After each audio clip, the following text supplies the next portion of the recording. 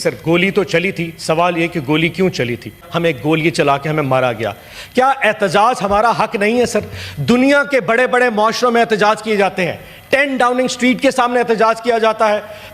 White house کے سامنے احتجاج کیا جاتا ہے۔ سر گولی نہیں ماری جاتی، یہ پاکستان دنیا کا واحد وہ ملک ہے جہاں گولی چلائی جاتی ہے۔ اور تو اور اگر یہاں پہ صحافی انویسٹیگیٹ کرنے کے لیے پپس اسپتال چلا جائے کہ کتنی لاشیں یہاں پہ آئی ہیں تو ان کو اٹھا لیا جاتا ہے۔ متی اللہ جان ایک صحافی گیا صرف ریکارڈ چیک کرنے کے لیے کہ کتنی لاشیں یہاں پہ لائی گئی تو 246 گرام آئس ڈال دی اس پہ ڈالا گیا کہ اس کے پاس پستول ہے اور اس نے ناکے پہ پولیس کے اوپر فائرنگ کی ہے جس کی سزائے موت بنتی ہے۔ یہاں پہ سوال پوچھنے پہ وہ کیس بنائے جاتے ہیں جو کہ سزائے موت کے زمرے میں آتے ہیں۔ یہ کس ملک میں جیتے ہیں سر کہ سوال پوچھنے میں آپ پہ 200، میں تو کہتا ہوں اس ایس ایچ او کے اوپر پرچہ ہونا چاہیے کہ وہ 246 گرام آئس اسلام آباد سے پیدا کیسے کر کے لے آیا۔ یقین جانیے سر تھانہ نیو ٹاؤن میں ایک FIR درج ہے، اس میں 10,000 لوگ نامعلوم ہیں، 10,000۔ 5,691 لوگوں کو جب ATC عدالت میں پیش کیا تو ان کو کہا جی شناخت پریڈ پہ بھیج دیں۔ 5,500 PTI کے ورکر ایک FIR میں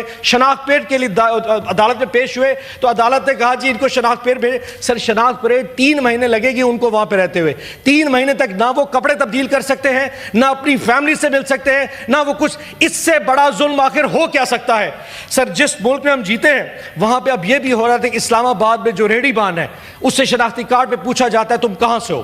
اگر وہ KPK کا ڈومیسائل ہے تو گرفتار کر لیا جاتا ہے، اگر آپ کے پاس میاں والی کا شناختی کارڈ ہے تو آپ کو گرفتار کر لیا جائے گا، آپ کے پاس اٹک کا شناختی کارڈ ہے تو آپ کو گرفتار کر لیا جائے گا۔ سر ہماری فیڈریشن پہلے بھی کمزور ہو چکی ہے، آج ریشل پروفائلنگ جو اسلام آباد میں ہو رہی ہے خاص طور پہ KPK کے لوگوں کے ساتھ، یہ فیڈریشن کو کمزور کر رہی ہے۔ لیکن اس حکومت کو کیا پتا فیڈریشن کس چیز کا نام ہے؟ یقین جانیے سر جو کچھ ہمارے ساتھ ہو رہا ہے، میں دعا نہیں کرتا، میں بد دعا نہیں کرتا کہ میرے جو دوست اس سائٹ پہ بیٹھے ان میں کسی کے ساتھ ہو، اللہ نہ کرے آپ لوگوں کے ساتھ ہو۔ پچھلے 1.5 سال میں جس قسم کی بربریت ہمارے لیڈر کے ساتھ، ہماری لیڈر کی فیملیز کے ساتھ، ہماری تمام پولیٹیکل پارٹی کے ساتھ ہوئی ہے، شاید اس کا عشر شیرین کے ساتھ نہیں ہوا۔ ہماری ریکویسٹ ہے جیسے کل علی ظفر صاحب اور شبلی فراز صاحب نے بھی کہا، آپ ایک جوڈیشل کمیشن بنا دیجئے، تمام سینئر ترین ججز جو سپریم کورٹ پہ اسے جوڈیشل کمیشن بنائے۔ کسی کی بھی اموات ہے سر، جو بھی یہاں پہ شہید ہوا وہ پاکستانی تھا، اتنا ہی پاکستانی میرا تھا جتنا کسی بھی پولیٹیکل پارٹی کسی پاکستانی کا ہو سکتا ہے۔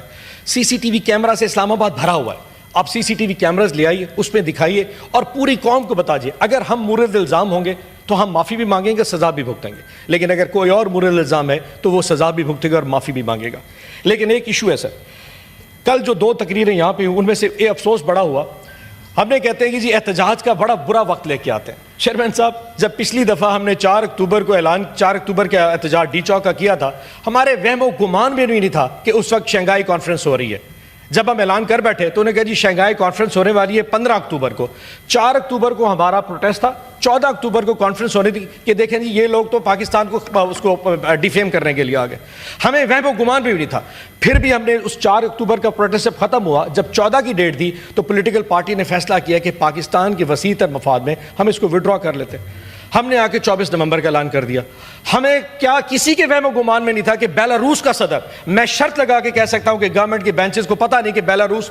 دنیا کے نقشے پہ کس جگہ پہ ہوگا، بیلاروس کے صدر کا نام کیا جو پاکستان سے ہو کے گیا ہے، منسٹروں کو یہ نہیں پتا کہ وہ کون سے TOR یا MOUs یہاں پہ سائن کر کے گیا، یہ پاکستان سے کس کے فائدہ۔ اچانک جی بیلاروس کا صدر آ رہا تھا، پاکستان کا بہت بڑا نقصان ہو، آپ وہ معاہدے دکھا دیں جس میں پاکستان کا۔ مجھے لگتا ہی ہے کہ جب ہم ایک دفعہ اعلان کر دیتے ہیں کہ فلانے دن احتجاج ہے، یہ پھر کتابیں کھول کے آتے ہیں۔ اس سرائکی کی مثال ہے نا، کو ڈیندا کوئی نہیں تو کو گھندا کوئی نہیں، یعنی کہ ہمارے پاس آنا کوئی نہیں چاہتا اور وہاں ان کو کوئی بلاتا نہیں۔ یہ پھر صدر ڈھونڈ کے کس نے کوئی ریکویسٹ کیے، کوئی آنا تو نہیں چاہ رہا۔ جس دن خان صاحب کا اعلان آتا ہے جی فلانے، میں شرط لگاتا ہوں خان صاحب اعلان کر دیں 15 جنوری کو پروٹیسٹ کرنا ہے، انہوں نے موفا سے جا کے لسٹ نکالے نہیں، کسی نے ریکویسٹ نہیں کہ ہمارے ملک میں، یہ 16 جنوری کو پاکستان بلا لیں گے، یہ ایتھوپیا والے کو، یوگینڈا والے کو، ایون کہ نارتھ کوریا کے صدر کو بلا لیں گے کہ خان صاحب کا پروٹیسٹ ہے، کل کو دکھائیں گے یہ پاکستان کو ڈیفیم کرتے ہیں۔ سو ہمیں احتجاج کی ڈیٹ بعد میں آتی، ان کو بعد میں پتہ چلتا ہے کون سا صدر آ رہا ہے۔ کل مذاکرات کا ہمارا مذاق اڑائے گا چیئرمین صاحب، یہ آپ کی وساست سے بتا دوں،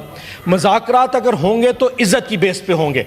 ڈگنیٹی کی بیس پہ ہوں گے۔ یہ جو لیٹنے والی جو بات بار بار کی ہے یہ بے عزت نہیں ہو سکتے۔ ہم نے 12-13 جو لاشیں آپ کو بتائی ہیں سر، یہ لاشیں ہیں ہماری لیکن وزن ان کے اوپر ہے۔ اگر اس لاشوں کے وزن میں آج ہم مذاکرات کی بات کر رہے ہیں چیئرمین صاحب پاکستان کے وسیع تر مفاد میں، یقین جانے ورنہ یہ 12 لاشوں کا وزن شاید یہ حکومت اٹھا نہ سکے۔ 10 سال ہو گئے نون لیگ کی گورنمنٹ کو، ماڈل ٹاؤن کی 14 شہادتیں نہیں اٹھا سکے، اب یہ 13 شہادتوں کا وزن اور یہ جو 140 لوگوں کی لسٹ ہے اس کا وزن نہیں اٹھائیں گے۔ اگر آج چیئرمین عمران خان صاحب یہ صرف پاکستان کے وسیع تر مفاد میں کہہ رہے ہیں کہ ہم مذاکرات کرنے کو تیار ہیں تو اسے پازیٹیو کے طور پہ دیجئے، یہ ایک ون ون سچویشن ہے، پاکستان کی عوام کی بہتری کے لیے بات کر رہے ہیں، ہمیں کوئی کمزوری نہیں، اور کسی جگہ پہ یہ ہم نے نہیں کہا کہ آپ مذاکرات کریں اور خان صاحب کو چھوڑیں۔ ہمارا تو مینڈیٹ ہی ڈیفرنٹ ہے کہ آپ ہمارے مینڈیٹ پہ بات کریں، آپ ہمارے پولیٹیکل اسیران کے اوپر بات کریں، آپ ہمارے اوپر جو بربریت اس کی بات کریں، لیکن ہمارا مذاق اڑایا جاتا ہے۔ پہلے کہتے تھے مذاکرات نہیں کرتے، اب کہتے ہیں جی مذاکرات کرتے ہیں کیونکہ کمزور ہو چکے ہیں۔ چیئرمین صاحب یقین جانیے اس وقت آپ کے پاس تو طاقت ہوگی، ان کے پاس تو طاقت کا نشہ ہوگا، ہمارے پاس پاکستان کی عوام کی طاقت ہے، پاکستان کی عوام کی محبت عمران خان کے ساتھ ہے۔ جی تو ناظرین کرام آپ دیکھ رہے تھے جی بہت ہی جوشیلی تقریر جو ہے وہ پاکستان تحریک انصاف کے سینیٹر جو ہے وہ کر رہے تھے، اور اس میں جو اہم ترین بات سامنے آئی وہ یہ تھی کہ انہوں نے اپنے ان ارکان کا ذکر کیا جو کہ ڈی چوک کے بعد لاپتہ ہیں، اور انہوں نے ایک لسٹ جو ہے وہ دکھائی کہ یہ لسٹ جو ہے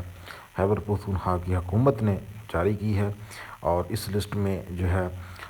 بتایا گیا ہے کہ جو افراد تاحال لاپتہ ہیں ڈی چوک احتجاج کے بعد ان کی تعداد جو ہے وہ 139 جو ہے وہ پی ٹی آئی کی جانب سے بتائی گئی ہے، اور کہا گیا ہے کہ ان کا نہیں پتہ کہ یہ لوگ کہاں ہیں، اور یہ بھی معلوم نہیں ہے کہ یہ لوگ زندہ ہیں یا نہیں ہیں۔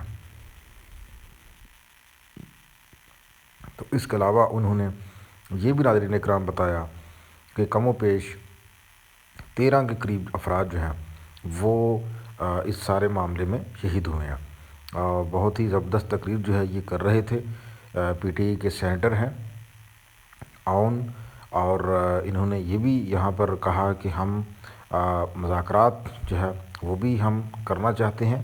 حکومت کے ساتھ، لیکن حکومت جو ہے وہ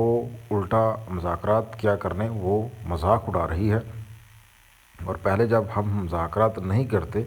تو یہ کہتے تھے کہ یہ لوگ مذاکرات کی طرف نہیں آتے، تو اب ہم مذاکرات کی طرف آئے ہیں تو اب ہمارا جو ہے مذاق اڑایا جا رہا ہے۔ اور انہوں نے یہ بھی کہا کہ جو حکومت ہے وہ یہ کہتی ہے کہ ان کے پاس عوام کی طاقت ہے، تو اور ان کی طرف سے یہ بھی کہا گیا کہ جو حکومت ہے وہ یہ کہتی ہے کہ ہمارے پاس چونکہ طاقت ہے تو اب ان کے پاس جو ہے اب کچھ نہیں رہا، یہ کمزور ہو چکے ہیں، تو اس وجہ سے یہ مذاکرات کی طرف آ رہے ہیں۔ تو سینٹر صاحب نے یہ بتایا ہے کہ بھائی خدا کی قسم ہمارے پاس عوام کی طاقت ہے، اگر آپ کے پاس ریاستی طاقت ہے تو ہمارے پاس عوام کی طاقت ہے۔ تو یہ ناظرین کرام اہم ترین باتیں جو انہوں نے کی۔